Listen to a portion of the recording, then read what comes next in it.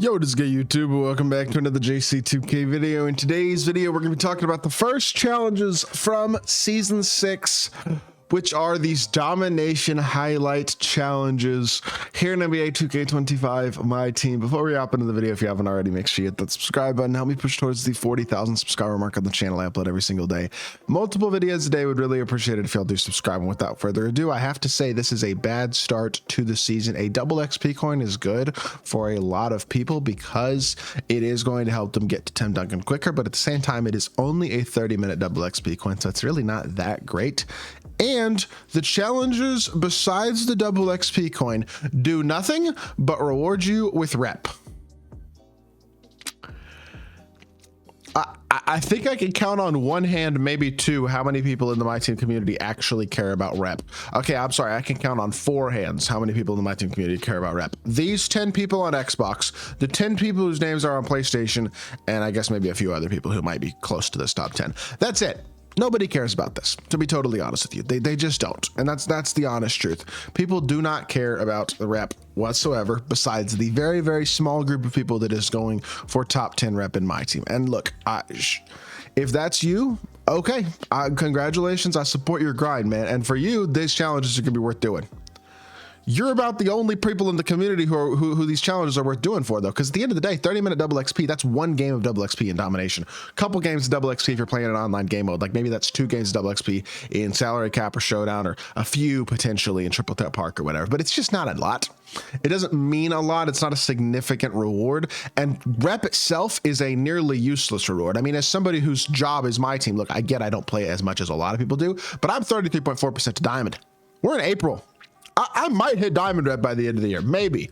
I know there are people who have been playing more than me that might be in Pink Diamond rep, maybe even close to Galaxy Opal rep. But at the end of the day, these rep grinds are just not very noticeable. It takes so long to get them. And like the rewards are cool for the higher tier reps, sure, they are. But they're so hard to attain. I mean, I would say, look at the percentages. Again, I know a lot of these percentages are people who don't play the game anymore. A lot of people in bronze, silver, gold, and stuff. But at the same time, 1% of the community is an amethyst. I mean, there is just not a ton of people who are grinding rep. And that's amethyst isn't even that high. Again, like I'm saying, I just don't think as a whole that the game mode has made rep. They've made rep a priority in terms of rewards this year, but the player base doesn't care because the rep grind is too long for like 99% of the people who play the game to really pay any attention to it. So dropping challenges for rep to start the season is a terrible way to start the season, because that's not a reward that 99% of people who are logging into the game are actually trying to get.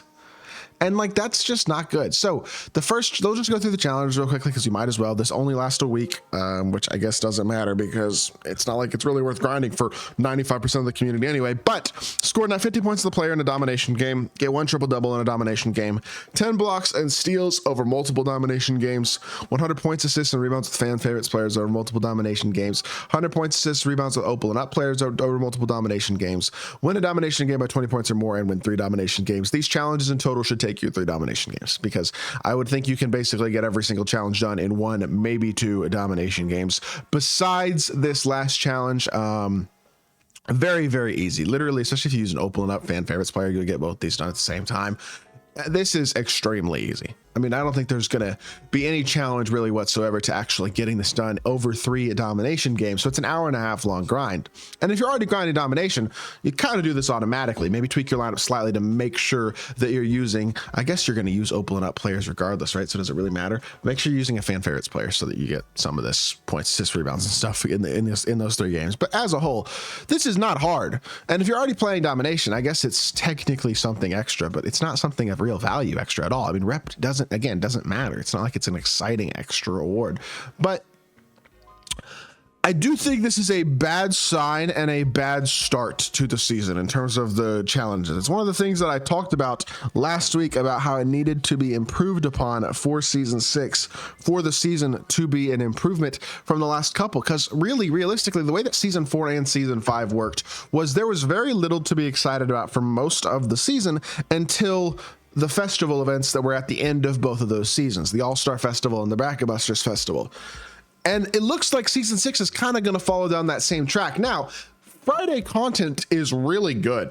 Now it's pay to win to a certain extent, and it certainly is. There's a lot of top tier cards that are inaccessible to a large portion of the community. I totally understand that, but there is a lot of good about Friday content. A lot of good budget cards, a lot of interesting, fun names, a lot of good about this content on this Opal and below page. You know what I mean? Like I think Friday content this season is going to cook. I think last season Friday content cooked. Honestly, I thought Friday content's been really good. Friday content cannot be the only thing that people are looking forward to during the week, especially because it is a pack-based thing. At the end of the day, it is based on the idea of getting people to spend money, and yet that is most weeks the only thing to look forward to. And the only thing to look forward to outside of that these last couple seasons have been these festival events. Now, the festival events are great.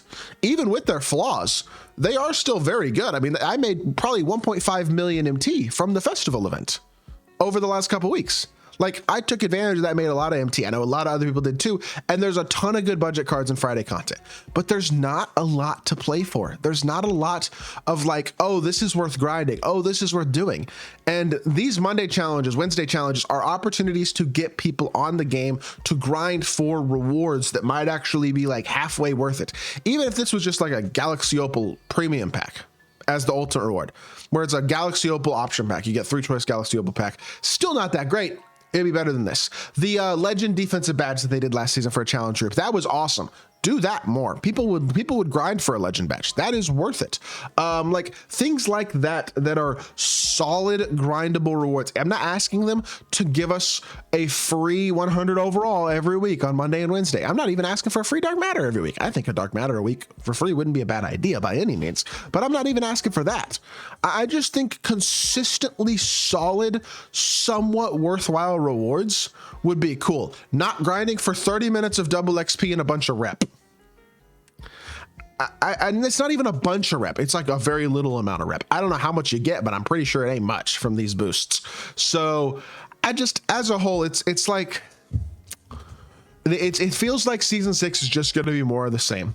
Hoping for the occasional good triple threat park win streak award on Sunday. Hoping for the occasional good Wednesday/Monday content, and hoping that Tuesday content isn't a total disaster with just super packs and or money grab and just grossness. Like, we'll see what Tuesday content looks like. We'll find out today what Tuesday content is going to look like for this weekend, or for this season, I should say. We'll find out today and tomorrow, and obviously I'll have a video coming talking about that later on today when the leaks come out. But at the end of the day, I am concerned. There's no ifs, ands, or buts about it. I am absolutely concerned that season 6 is just going to be more of the same. We're going to go through like 90% of the season just kind of like in autopilot mode, and again, kind of bored of my team, because not what I would consider a great start. Now, the Friday content was great. The level 40 card was great, but the rest of the week looks like it might be more of the same, unfortunately. So with that being said, that's going to do it for the video. I hope y'all did enjoy.